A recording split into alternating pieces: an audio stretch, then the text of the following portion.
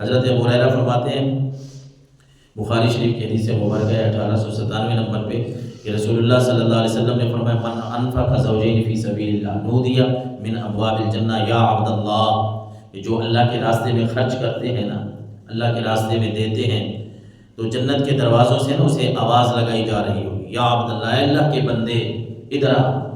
ھذا خیر، تو نے بھلائی کا کام کیا تھا، آج جنت میں داخل ہو جا۔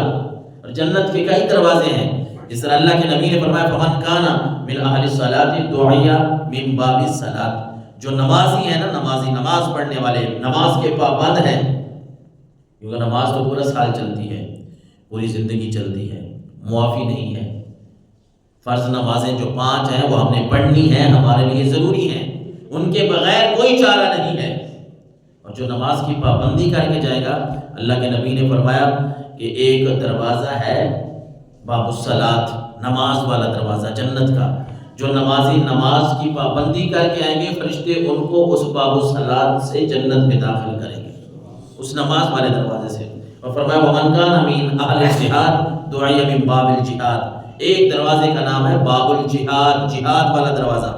جو اللہ کے راستے میں اپنی جانیں دے کے آئیں گے، جہاد کر کے آئیں گے، غازی بن کے آئیں گے، شہید بن کے آئیں گے، اللہ کی طرف سے حکم ہوگا کہ انہیں باب الجہاد سے جنت میں داخلہ عطا فرما۔ اور فرمایا ومن کان من اہل الصیام دعی من باب الریان، اس طرح پچھلی حدیث مبارکہ میں نے عرض کیا کہ ریان ایک دروازہ ہے، باب الریان، یہ کن کا دروازہ ہے؟ یہاں سے کون لوگ جائیں گے؟ روزہ دار۔ اللہ کے نبی نے فرمایا کہ جو روزہ دار ہے، اللہ کی رضا کے لیے روزہ رکھنے والے جو لوگ ہیں، ان کو باب الریان سے بلایا جائے گا کہ اب اللہ کی اجازت سے تم بھی جنت میں اس دروازے سے داخل ہو جاؤ۔ روزے داروں کو اپنے دروازے سے جنت میں داخل کیا جائے گا۔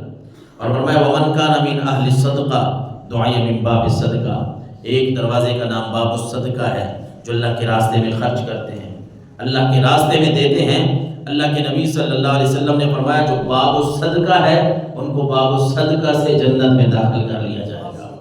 اور فرمایا یہی بات جب آپ فرما رہے تھے نا، تو یہاں ایک اور بات بھی آپ کو میں سناتا چلوں، آپ کے ایمان تازہ ہوگا۔ روزوں کے حوالے سے ہمارا موضوع تو خیر یہ کہ روزے کا مقصد کیا ہے، اللہ کے نبی نے ہماری تربیت کیسے کی ہے، کون سی باتیں ہیں جن سے ہم نے بچنا ہے، کون سی باتیں ہیں جن پہ ہم نے عمل کرنا ہے۔ لیکن اسی حدیث مبارکہ میں، یہ تو آدھی حدیث ہے جو ہم نے سنی ہے، اس سے اگلی حدیث کا جو حصہ ہے نا، اس میں اللہ کے نبی صلی اللہ علیہ وسلم کے پیارے صحابی حضرت ابوبکر صدیق رضی اللہ تعالیٰ عنہ کی شان ہے۔ میں سمجھتا ہوں کہ ہم اس کا خلاصہ بھی سن لیں تاکہ ہمارا ایمان اور تازہ ہو جائے۔ حضرت ابوبکر صدیق یہ سن رہے تھے نا، جب آپ فرما رہے تھے نا، تو صحابہ کرام اور بھی بیٹھے ہوں گے، وہاں حضرت سیدنا ابوبکر بھی تشریف فرما تھے۔ حضرت ابوبکر صدیق نے عرض کیا فقال ابوبکر بِأَبِي وَأُمِّي أَنْتَ یا رسول اللہ۔ پوچھنے کا انداز صحابہ کرام کا کیا تھا؟ ادب والے لوگ، آپ کو ہمیشہ اس جگہ سے یہ پیغام جاتا ہے، یہ میں کہتا رہتا ہوں کہ ادب ہی ہے سارا کچھ۔ اگر آپ عبادت گزار ہیں نا،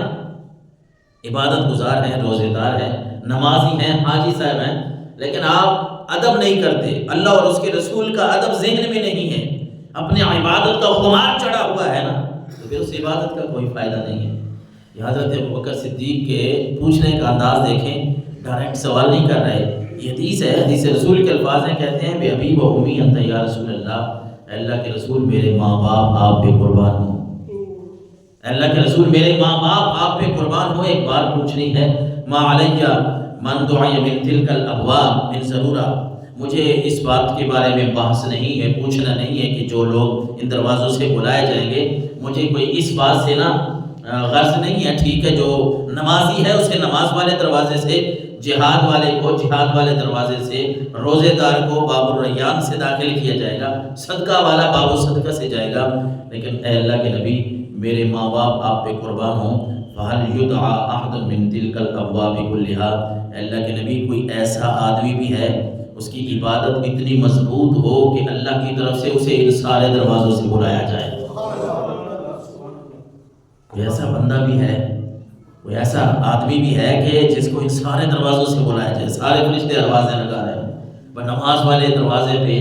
فرشتے آوازیں لگا رہے ہیں، تیری نمازیں پوری ہیں، آپ ادھر آ جائیں، اس دروازے سے گزریں۔ صدقہ والے باب الصدقہ سے آوازیں دے رہے ہیں، تو وہ ہے کہ اللہ کے راستے میں خرچ کرتا تھا تو باب الصدقہ سے داخل ہو جا۔ جہاد والے بھی بلا رہے ہیں،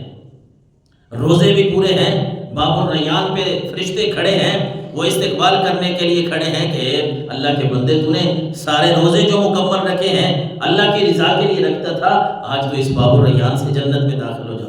حضرت ابوبکر صدیق نے یہ خوبصورت سوال کیا کہ اللہ کے نبی کوئی ایسا آدمی بھی ہے جو ان سارے دروازوں سے بلایا جائے؟ تو اللہ کے نبی نے فرمایا نعم، ہاں۔ اور اگلا جواب تھا وَأَرْجُو أَن تَكُونَ مِنْهُمْ، اے ابوبکر میں محمد الرسول اللہ کہہ رہا ہوں اور میں یہ امید کرتا ہوں کہ جس کو سب دروازوں سے بلایا جائے گا وہ ابوبکر ہی ہوگا۔ وہ حضور کے یار جو یار غار بھی ہیں اور یار مزار بھی ہیں، ان کو اللہ کے نبی خوشخبری سنا رہے ہیں، اور یہ ان کی بھی فضیلت ہے کہ اللہ کے نبی فرما رہے ہیں کہ ابوبکر تجھے سارے دروازوں سے آواز دی جائے گی۔